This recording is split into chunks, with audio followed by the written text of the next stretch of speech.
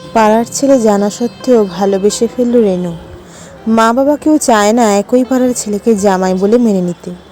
মেয়েকে অনেক বোঝায়, কিন্তু মেয়ে কিছুতেই বোঝে না। ছেলেটির নাম বিশু, সবেমাত্র 12 ক্লাস পাশ করেছে। দেখতে ভালো, কিন্তু ব্যবহার একদম ভালো না। সব থেকে যা ভয়ঙ্কর সেটি হচ্ছে জুয়া খেলায় ব্যস্ত থাকে বিশু। রোজ বিকাল হলেই রেনু বিশুর সাথে ঘুরতে যায় একটা বন্ধুর বাড়িতে। সেখানে আরও 3জন ছেলে আগে থেকেই বসে থাকতো।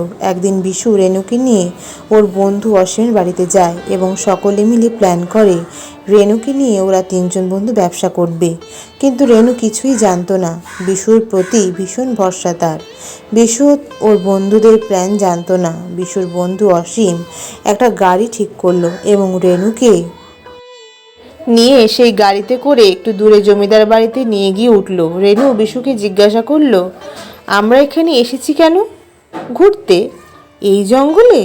হ্যাঁ, এখানে অনেক কিছু দেখার আছে। রেনু এতটাই বোকা, তখনও কিছুই বুঝতে পারছে না কি হতে চলেছে। বিশু সবার জন্য খাবার আনতে গেছে। ঠিক সেই সময় সমীর রেনুকে বলল, এদিকে এসে বসো, আমরা সবাই বন্ধু, আমরা সবাই এক, কোনো ভয় নেই। রেনুর মনে মনে একটু ভয় হতে লাগলো। সে ভাবলো, আমি এদের সঙ্গে এসে ভালো করিনি, এখন বিশুই আমার ভরসা। কিছুক্ষণ পর বিশু আসলো ভালো ভালো খাবার নিয়ে। রেনু তাড়াতাড়ি করে বিশুকে ডেকে বলল, তোমার এই সমীর বন্ধুটা ভালো না। আরে না না, ও একটু মজা করে, আমি আছি তো তোমার সাথে, কোনো ভয় নেই। দেখতে দেখতে সন্ধ্যা হয়ে আসছে, সবার খাওয়া দাওয়া হয়ে গেছে, সবাই মিলে গল্প করছে। হঠাৎ একটি বড় গাড়ি এসে দাঁড়ালো জমিদার বাড়ির সামনে। বিশু সমীরকে জিজ্ঞাসা করলো, এই গাড়িতে কে এসেছে? সমীর বলল, এরা অনেক বড় ব্যবসাদার, আমরা এদের সাথে ব্যবসা করলে অনেক টাকা হবে আমাদের।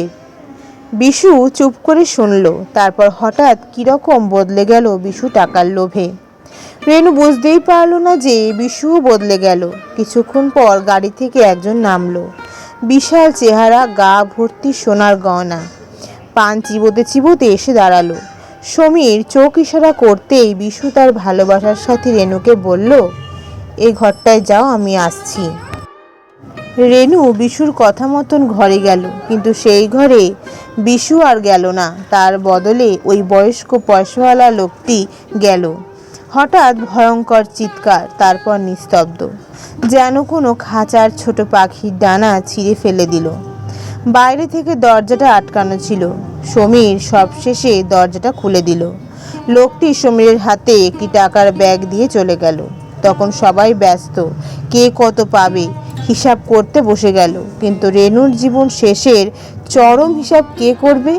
অতি কষ্টে কাঁদতে কাঁদতে এলোথেলো অবস্থায় বেরিয়ে এলো রেনু। কোথায় বিশু? আসো আমার কাছে। তোমার ভালোবাসার দাম নেবে না? দেখবে না তোমার রেনুকে কিভাবে মুরগির মতন ছিঁড়েছে? হ্যাঁ, তার সাথে তোমরাও দেখো, কারণ আজ যদি আমার জায়গায় তোমাদের 3জনের মধ্যে কারো বোনের সাথে এমন হতো, তখন তোমরা কি করতে? আমি তো শেষ, আর কোনো মেয়ের ক্ষতি তোমরা আর করো না।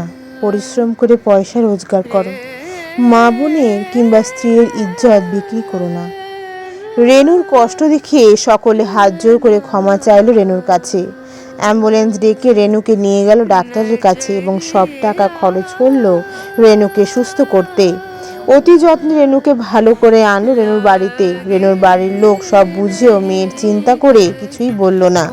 রেনুকে বিয়ে করবে বলে বিশু স্থির করলো, কিন্তু রেনু বিশুকে বলল, একবার বিশ্বাস নষ্ট হয়ে গেলে আর সেই বিশ্বাস ফিরিয়ে আনা যায় না।